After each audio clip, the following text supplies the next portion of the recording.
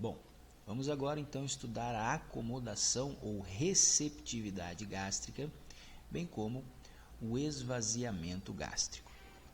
Bom, quanto à motilidade, o estômago pode ser dividido em duas áreas. A área oral, ou porção oral, constituída pelo fundo gástrico, bem como pela parte proximal do corpo gástrico, e outra porção ou área caudal, sendo esta constituída pela parte distal do corpo gástrico, essa parte que está pintada de rosa, e o antro. Bom, a acomodação do material ingerido ocorre principalmente na porção oral, enquanto o esvaziamento é regulado tanto pela porção oral quanto pela porção caudal. Vamos analisar o respectivo registro. Perceba que durante a deglutição, o esfíncter esofágico inferior relaxa e praticamente ao mesmo tempo há também um relaxamento, olha só, do fundo gástrico, da porção oral do estômago. Lembrando que essa deflexão negativa do registro indica uma redução da pressão intraluminal, ou seja, um relaxamento, certo?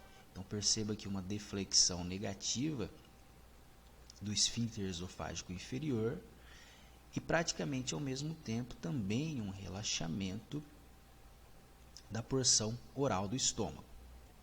E esse relaxamento ativo da musculatura lisa é denominado então de relaxamento receptivo do estômago, e ele é mediado por um reflexo vasovagal. Desse modo, então, se o nervo vago for seccionado, esse relaxamento então torna-se prejudicado e, portanto, o estômago torna-se menos distensível. Quadros clínicos, geralmente associados a doenças neurológicas ou doenças neuromusculares, podem gerar uma condição denominada de acalásia. O prefixo A indica uma situação negativa ou ausência, enquanto calásia, o sufixo calásia, significa relaxamento, portanto, ausência de relaxamento ou sem relaxamento. Trata-se, portanto, de uma condição anormal caracterizada pela constrição do esfíncter esofágico inferior, que, portanto, tem dificuldades para relaxar. Bom, após então o alimento ser recebido pelo estômago, contrações fásicas de intensidade variável iniciam no meio do estômago, nessa área de número 2 aqui, como a gente pode observar. E essas contrações se dirigem, então, se propagam para a área de número 5, também chamada de junção gastroduodenal. E como podemos observar pelo registro, note que a intensidade dessas contrações aumenta à medida que elas se aproximam da junção gastroduodenal.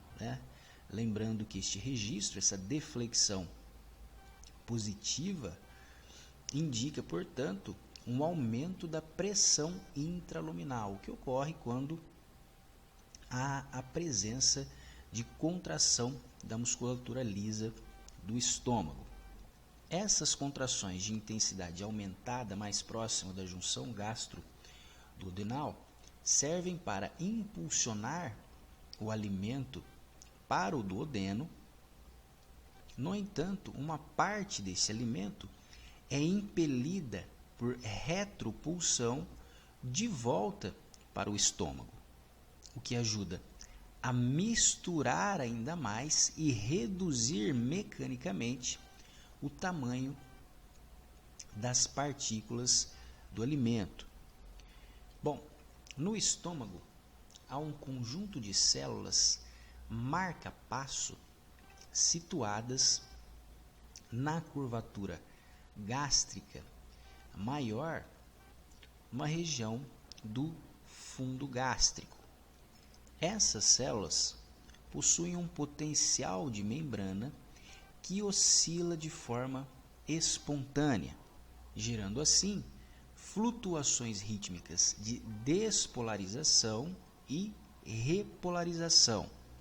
Flutuações essas que ocorrem de forma cíclica e se propagam ao longo do trato gastrointestinal.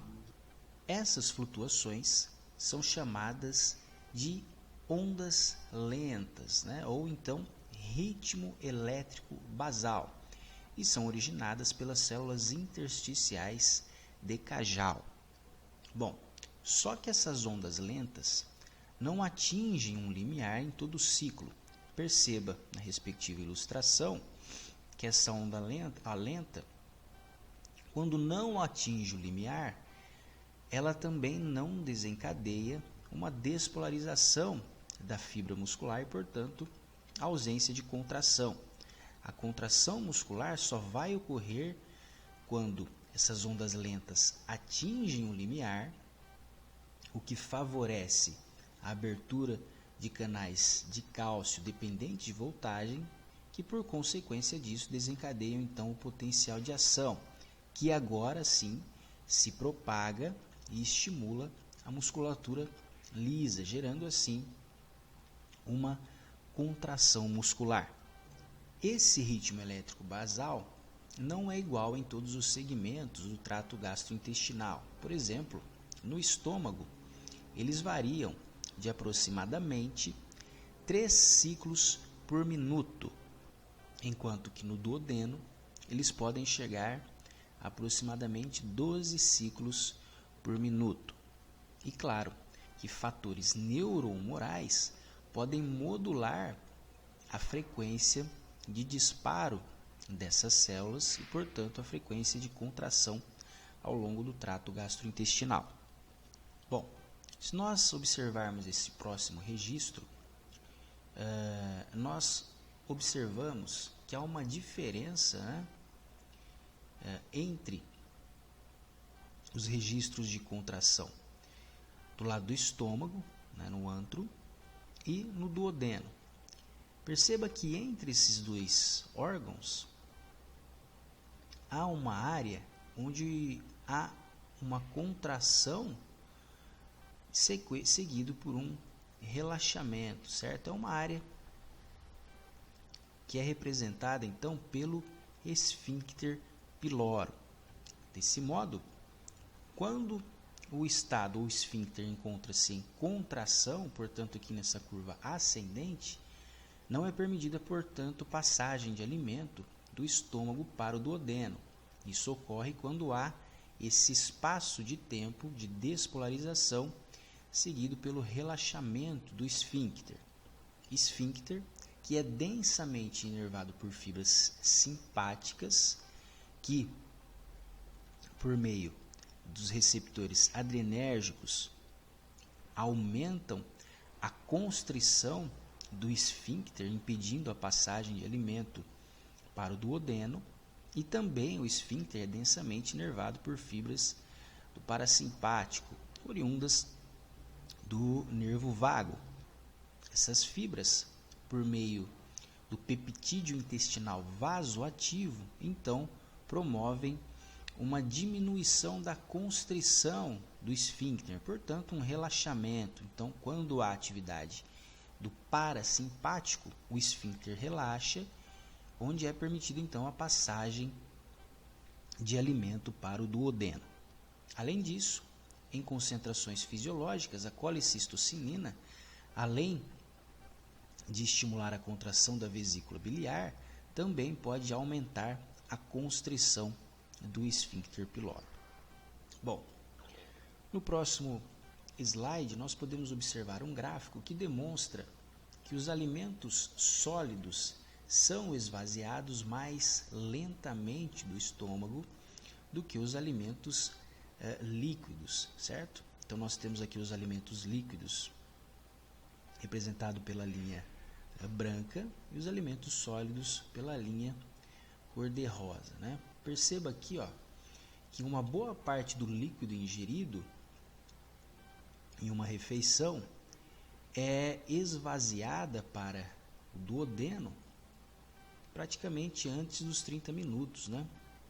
E que ao mesmo tempo praticamente nada de alimento sólido, uma boa parte ainda permanece no estômago. Então aqui é só para a gente observar que os alimentos sólidos são esvaziados mais lentamente do que os alimentos líquidos, certo? Você pode revisar esse conteúdo pelas seguintes referências.